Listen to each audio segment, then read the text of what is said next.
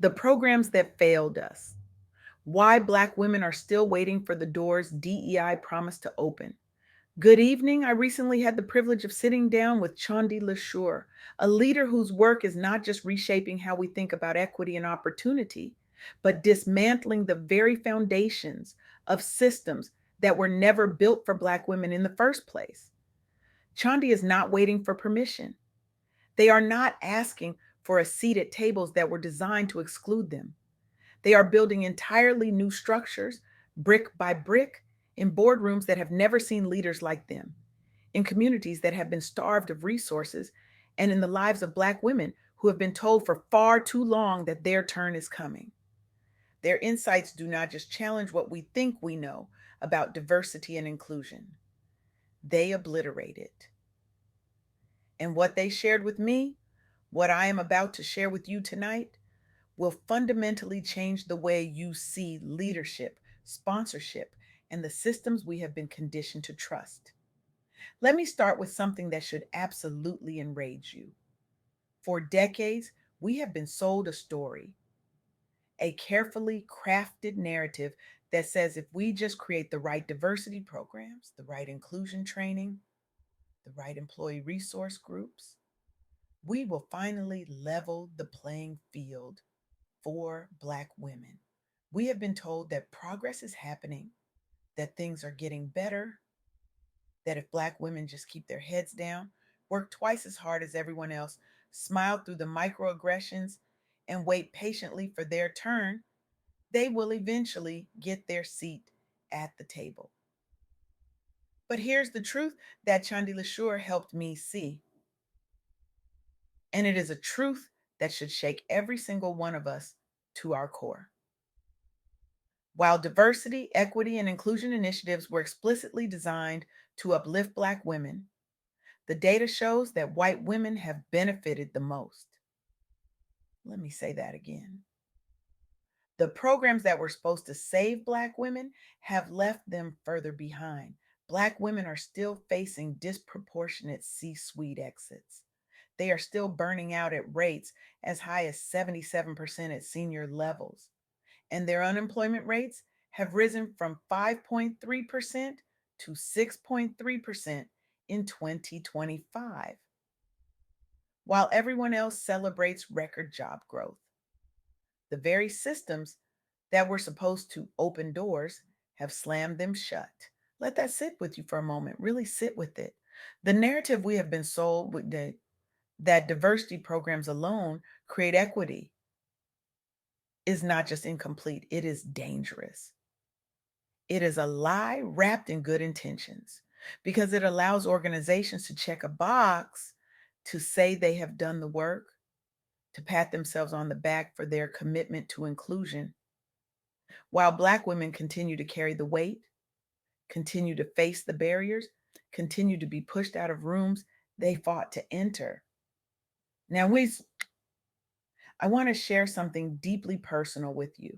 I serve on the board of Saade's Voice Foundation, an organization founded in loving memory of Saad Robinson.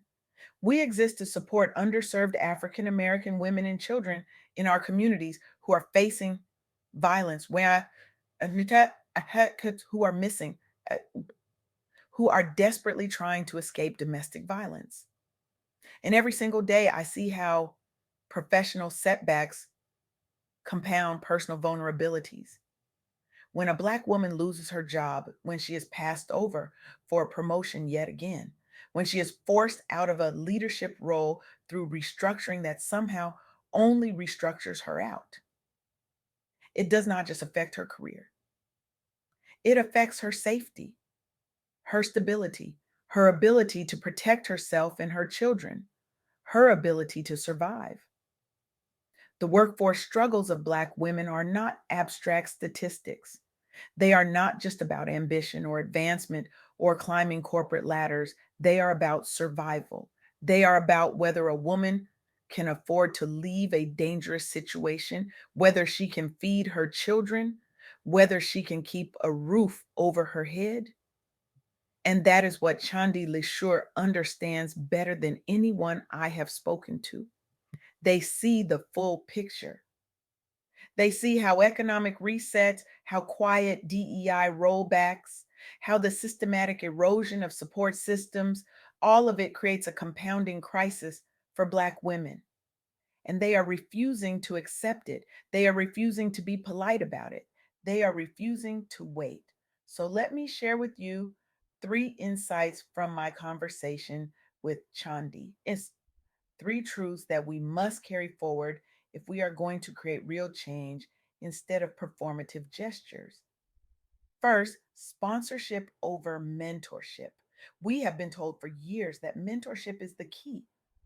Find a mentor, get advice, build relationships, network. And yes, mentorship matters. But here's what Chandi made crystal clear to me, and it is something that should fundamentally change how we think about supporting Black women. Mentorship without power is just conversation. Black women do not need more people telling them what to do. They do not need more advice on how to navigate systems that were never designed for them. They do not need another coffee chat where someone tells them to be patient, to wait their turn, to lean in just a little bit more. They need people who will open doors, who will assign them to high impact projects that actually matter, who will put their names forward for promotions, who will use their influence, their access, their power to create opportunities that would otherwise remain closed. Let me tell you about Angela Alexander. She is the executive director of the North Central Texas Regional Certification Agency. And in 2025, as C suite purges disproportionately targeted Black women across the country, Angela refused to accept business as usual. She pushed for certification programs that go far beyond symbolic inclusion. She advocated for structural commitments that give Black women real authority, real access to capital, real pathways to entrepreneurship that do not require them to beg for scraps. And the result? Certified Black women are now driving innovation in regional economies. They are not just surviving, they are not just participating, they are leading, they are building, they are creating wealth and opportunity, not just for themselves, but for entire communities. Angela understood something that most organizations still refuse to acknowledge. Sponsorship is not a nice to have, it is not a bonus program you roll out during Black History Month. It is essential. It is the difference between a Black woman staying in an organization and thriving, or leaving and taking her brilliance somewhere that actually values it. And if you are in a position of power, if you have influence, if you have access, the question you need to ask yourself right now is this: who am I sponsoring? Whose name am I putting forward? Whose career am I actively, intentionally, strategically advancing? Because if the answer is no one, or if the answer is only people who look like you, then you are part of the problem. Second, structural commitment beats flexibility alone. We have been told that flexibility is the answer. Work from home, flexible hours, wellness programs, mental health days. And again, yes, these things matter. But Chandi helped me see that flexibility without structural change is just a band aid on a bullet wound. It allows organizations to say they care about well being while still penalizing Black women for actually taking advantage of it, while still passing them over for promotions because they were not visible enough, while still tying advancement to outdated metrics that reward overwork, burnout, and the performance of constant availability. Let me tell you about a Black woman executive advocate named Hardwick who has been sounding the alarm on this for years. She has watched in real time as corporations quietly rolled back their commitments to women's advancement. In 2019, 87% of companies said advancing women was a priority. By 2026, that number dropped to 46% for women of color, 46%. And the result? Senior women are being passed over for promotions at a rate of 18% compared to 12% for men. Burnout among senior Black women has reached 77%. 77% of Black women at senior levels are burning out because they are carrying the weight of entire organizations on their backs while being told they are not leadership material. Hardwick has been advocating for formalized sponsorship, for manager advocacy that is tied to performance reviews and compensation, for flexibility that does not penalize visibility or ambition. And when organizations actually implement these changes, when they tie leadership development to decision making roles, when they reward results instead of hours logged and face time performed, something remarkable happens. The ambition gap vanishes, attrition drops, performance improves. Black women become strategic assets for innovation, not just diversity outcomes to parade in front of investors. Structural commitment is not optional, it is the foundation. And if your organization is not willing to make those changes, if leadership is not willing to tie their own compensation and advancement to the success of Black women, then all the flexibility in the world will not save you. And frankly, makes you do not deserve the talent you are losing. Third, adaptability as survival.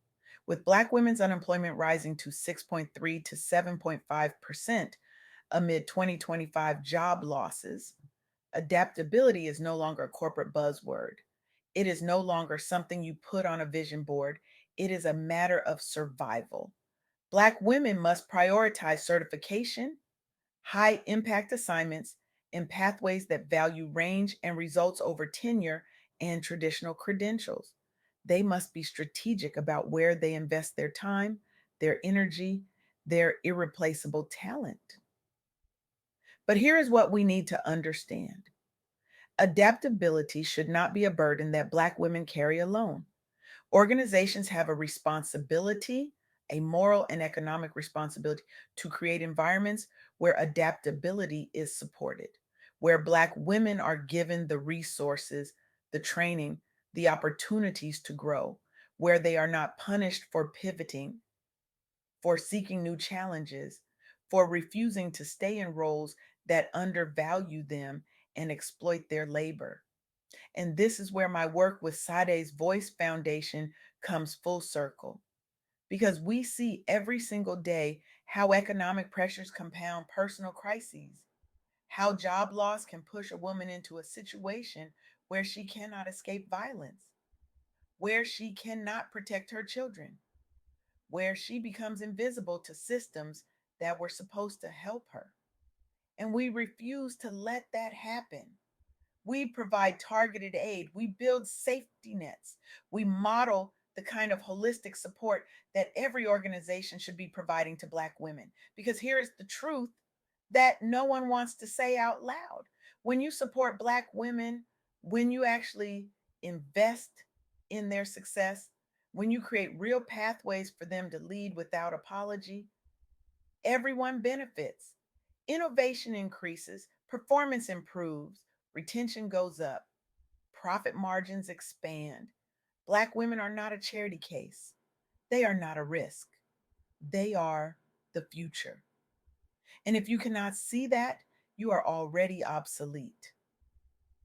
So let me bring this home. We are standing at a crossroads. And the choice we make right now, in this moment, we will determine whether Black women continue to be exploited and discarded, or whether they finally get to lead the way they were always meant to.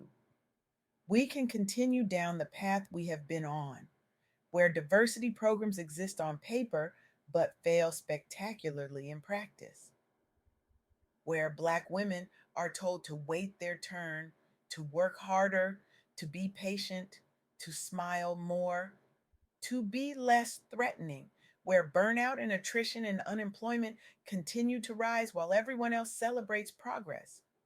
Or we can choose a different path, a path where sponsorship is the standard, not the exception, where structural commitment is non negotiable, where adaptability is supported, uh, celebrated, rewarded, where Black women are valued not for their ability to survive systems designed to break them. but for their brilliance, their leadership, their vision, their undeniable power. Chandi LeSure is showing us what that path looks like. Angela Alexander is building it with her own hands. Hardwick is fighting for it every single day. And Sade's Voice Foundation is protecting the women who are walking it. But we need more. We need leaders who are willing to use their power to open doors instead of guarding them. We need organizations that are willing to make real, structural, uncomfortable changes. We need a culture that values Black women not for what they can endure, but for what they can create. So here's my question for you. And I want you to sit with this, really sit with it. What if in 2026 you became the sponsor who opens doors for a Black woman? What if you assigned her the high impact role that changes her trajectory and yours? What if you stopped waiting for someone else to do the work?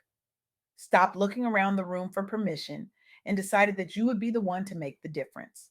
I want you to do something right now, not tomorrow, not next week, right now. Identify one Black woman leader you can advocate for. Write down her name. Commit to tracking her progress quarterly. Commit to using your influence, your access, your power to create opportunities for her. Commit to being the sponsor she needs and deserves. Commit to opening the doors that DEI promised but never delivered. Because here's the truth that Chandi LeSure taught me: softness is not weakness, rest is not laziness, and choosing yourself is not selfish.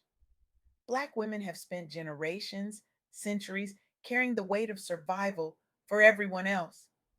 They have built economies they were excluded from. They have raised children in systems designed to destroy them. They have led movements while being erased from the history books. It is time we create a world where they can finally put that weight down, where they can lead without apology, where they can thrive without explanation, where they can be soft and powerful and whole. Chandi LeSure is building that world, and I am asking you right now to join them. Not with words, not with performative allyship, not with another diversity statement that means nothing, with action, with power, with doors flung wide open. Thank you